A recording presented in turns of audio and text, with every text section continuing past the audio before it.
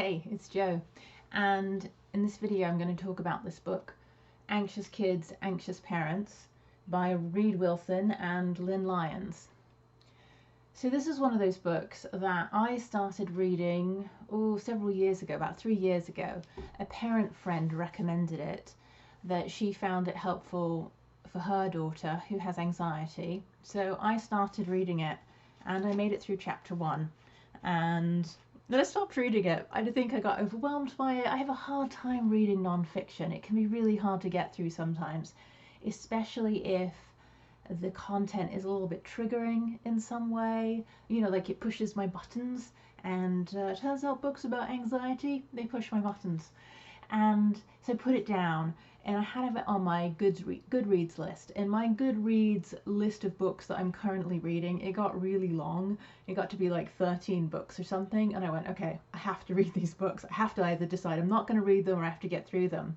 And I found that getting books on, audiobooks helps me, especially with non-fiction. I really like reading fiction that way too, because it's like you're listening to a story. It's a lot of fun. But it really helps me with non-fiction.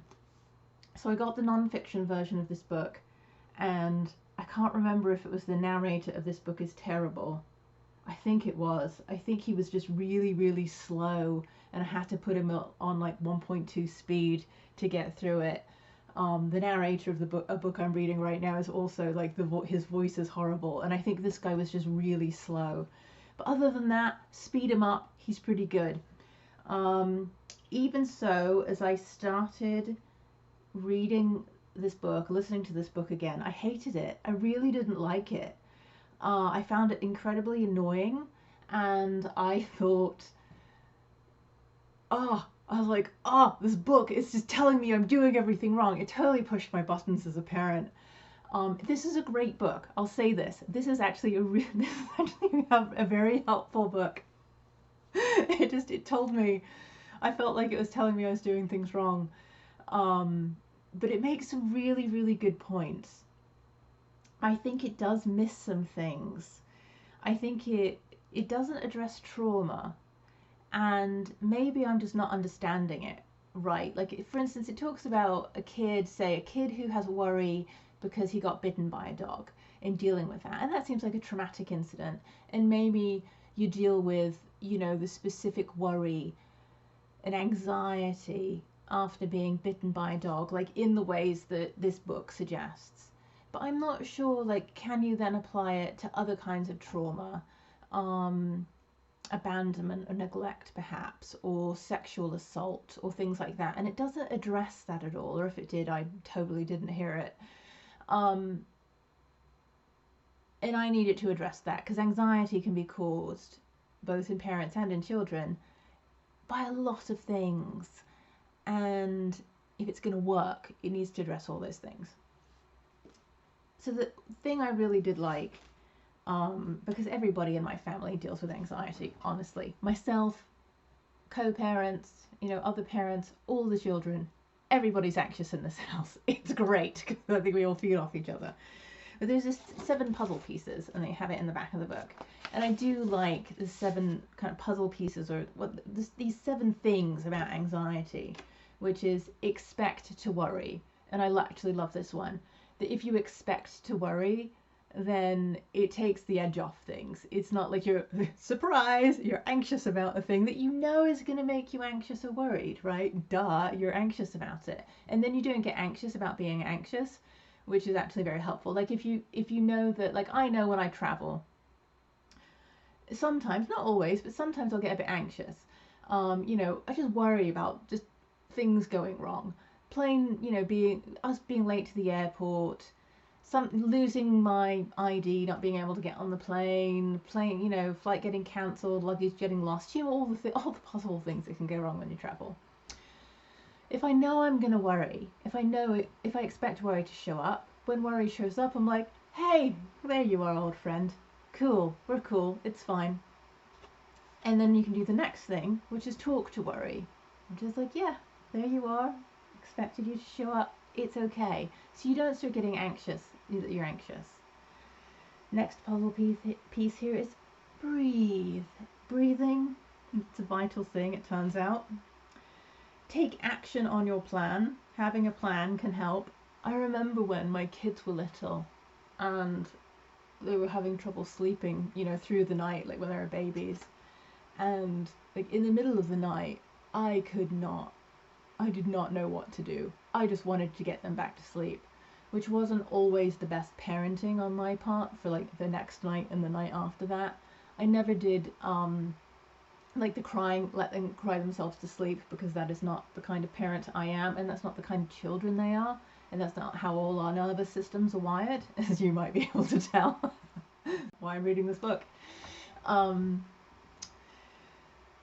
But you know, you can still encourage your children, your babies, to maybe not wake you up quite so much, in a loving and gentle way. And in the middle of the night, I was not able to do that though, because I just desperately wanted to go back to sleep and get them back to sleep and get back to bed. And so I would write down my plan during the day. I would come up with an action plan and I would write it down and stick it to their bedroom door, so that during the night I'd get up, I'd hear the baby crying, I'd wake up, I'd get up, I'd walk, and I'd see it on the door and be like, okay, what am I supposed to do now? And I'd read my plan. And my plan would be like, okay, you let the baby cry maybe for 2 minutes instead of getting up immediately to soothe them, get them back to sleep. And then, you know, you see if they quiet down, because they would, you know, eventually learn. You give them 2 minutes, 3 minutes, 5 minutes, whatever. Not if they're wailing, but if they're just fussing a bit because they've lost the binky, you know, they've lost the pacifier or something. But I had to have it written down. So having the action plan, super helpful. Be unsure and uncomfortable on purpose. And this was a big one for me, and it made me go, oh yeah, that's right, because anxiety likes to be comfortable, and anxiety's there for lots of really good reasons. Anxiety's there to help you and wants to keep you comfortable and safe. And the thing is that as anxiety tries to keep you comfortable and safe, as your comfort zone, it gets smaller and smaller and smaller and smaller, and that makes your life end up being very small and kind of painful, because you're always bumping up against the edge of your comfort zone. And so if you can accept and expect and want to try to make yourself unsure and uncomfortable on purpose, and know and expect anxiety to show up and talk to it and breathe and have a plan, right? Then you can, your comfort zone expands. Instead of it shrinking in on you, you start to expand out again, and you have more room to breathe, and it gets a bit easier, and you're not always like bumping up against it all the time. Know what you want. Can't really remember what that one was about. I mean, I think it's self-explanatory. Know what you want, know where you want to get to, and bridge back to your successes, which is like, remember the times when you have been successful in the past, because we tend to forget, especially when we get worried and anxious.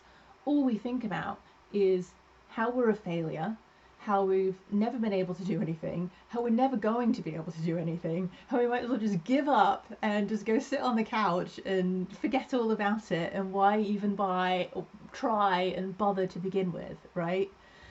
And so think about your successes, think about the times that you've been successful, and that will help you then go, okay, well maybe I can do this thing too. That's certainly been the case for me, working for myself, especially when I've been a freelance writer and graphic designer and website designer and, you know, person of many hats. And I would get jobs doing things, and they wouldn't always be things I really knew how to do, but, you know, I needed to pay the mortgage and feed those kids I was trying to get to sleep through the night.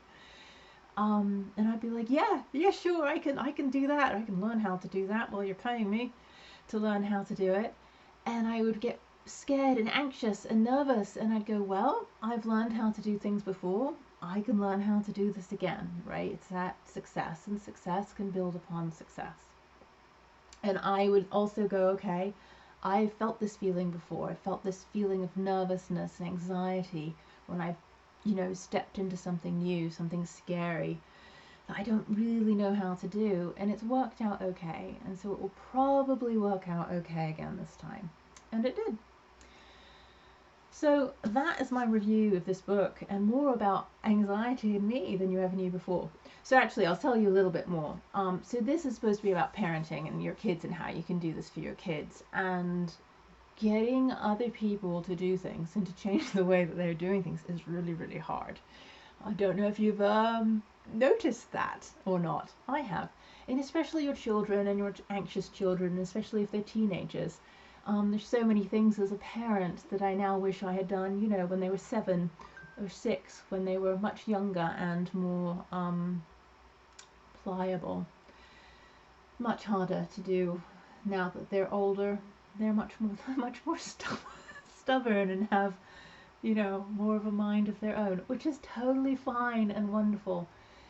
And so short of that, right, there's this like book in here that you're supposed to print out and get your kids to read, and I haven't even tried to do that because I don't think it's going to work. The thing you can do though is you can do the stuff yourself, and you can model this behavior, because really I think with parenting and in all our relationships is we model the behavior that we want others to learn from. That's how they learn from us. We can lecture, we can talk, we can give sermons from our pulpit, wherever that is, and really what people around us learn from us is our behavior, is what we do, how we act, not what we say. And so if I learn to overcome my own anxiety, listen to it, you know, and talk about these things, talk about my own process, and be honest, be emotionally honest with myself and with my kids and with my family about what it's like for me, how I deal with it. Perhaps they can learn that way, and I can also be a happier and healthier person and parent in the meantime. That's what I got out of this book that I hated to begin with, and it took me at least 3 years to read. But it was worth it. I think it was worth it. I appreciate the things that I've learned from it. So there you go. Hope you enjoyed this video. If you did, let me know what you think. And I would like to give a quick shout out to my supporters on Patreon. This is a new thing for me that I'm doing.